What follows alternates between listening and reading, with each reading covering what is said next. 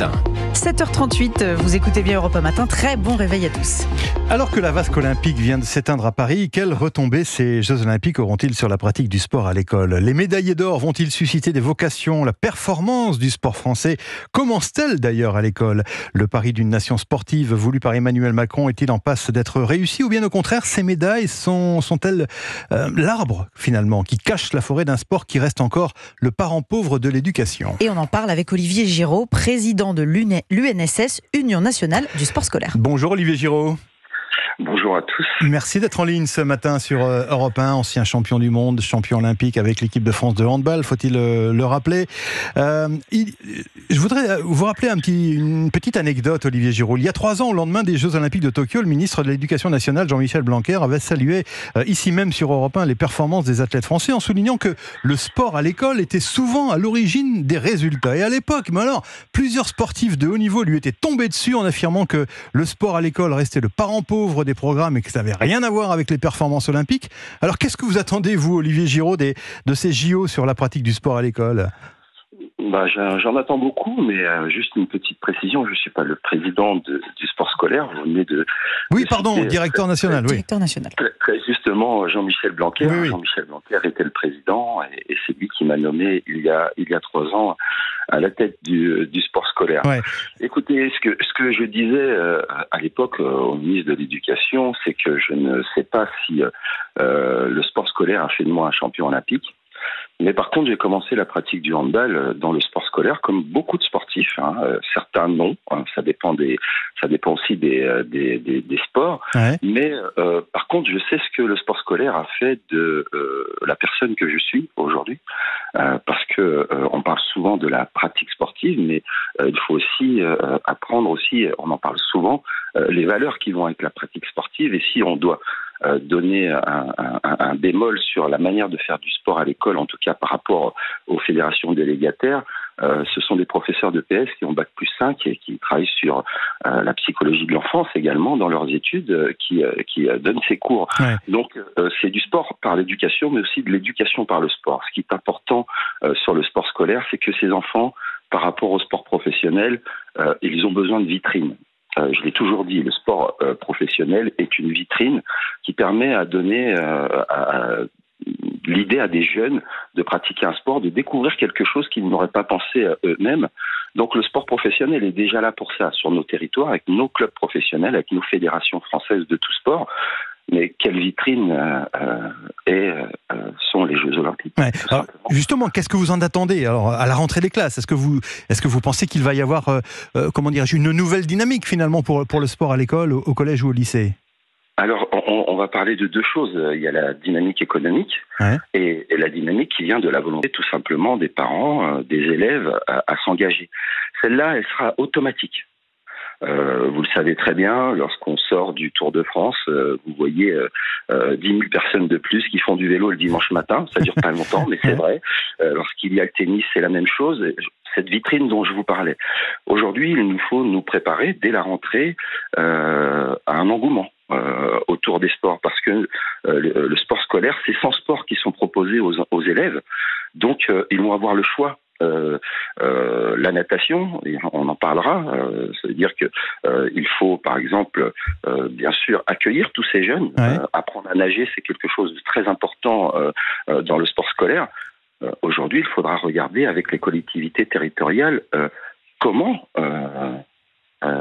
faire pour que ces jeunes accèdent à cette pratique. Alors justement, un mot sur la natation. J'ai lu chez nos confrères du Figaro qu'à Marseille, par exemple, 2e ville de France, près d'un petit Marseillais sur 3 ne sait pas nager en entrant au collège. Ça donne l'ampleur du défi qui est devant vous, Olivier Giraud.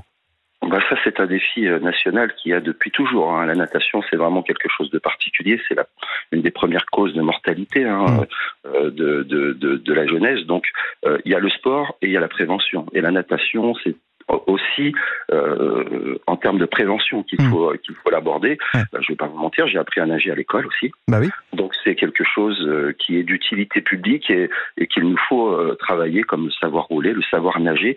Donc là-dessus, l'éducation nationale est déjà présente pour que de moins en moins d'enfants passent à côté de cette pratique de la natation qui était prise en charge en grande partie en tout cas depuis très longtemps par le sport scolaire ou l'école tout simplement, mais parlons aussi de tous les autres sports, de la féminisation. Aujourd'hui, c'est 40% de jeunes filles qui sont dans le sport scolaire. Nous avons aussi nos problématiques, c'est savoir comment faire en sorte que ces jeunes filles, à l'âge de 14-15 ans, n'arrêtent pas la pratique scolaire. Donc, redévelopper notre offre, mais aussi avoir cette capacité financière pour pouvoir emmener tous ces jeunes. La licence de l'UNSS, c'est 20 €, monsieur. Ouais. C'est 20 €. Ouais, donc c'est effectivement tout à fait abordable. Alors justement, en termes de moyens, il a beaucoup été dit, et je pense que évidemment ça s'est vérifié, que des moyens importants avaient été mis par le gouvernement pour le sport de haut niveau, avec donc les résultats que l'on a observés. Est-ce qu'il faut le même type de moyens, d'efforts financiers pour le sport scolaire et le sport pour tous, d'une certaine façon ? Alors je vais vous dire, le sport scolaire n'a pas besoin autant pour fonctionner. Il fonctionne très bien depuis très longtemps. Depuis très très longtemps, mais aujourd'hui, avec l'inflation, il doit être indexé. La moitié du budget du sport scolaire, ce sont les transports, car nous payons les transports de tous les élèves. De tous les élèves. Ouais. Avec la montée de l'inflation, à chaque fois que l'essence augmente, c'est moins de déplacements pour les élèves. Le sport scolaire n'a pas besoin aujourd'hui pour se développer des finances du sport professionnel. Mais donnez-nous juste 10 millions supplémentaires et nous ferons courir tous vos enfants. Ouais. Oui, évidemment. Donc l'héritage immatériel, on a beaucoup parlé de l'héritage des Jeux Olympiques. Bien sûr, il y a l'héritage structurel. Des choses vont rester de ces Jeux, des équipements vont rester de ces Jeux. Mais le plus important, c'est l'héritage immatériel. Et on a pu le tester avec cet engouement. On savait, grandissant pour les Jeux Olympiques au fur et à mesure qu'on s'approchait de l'épreuve.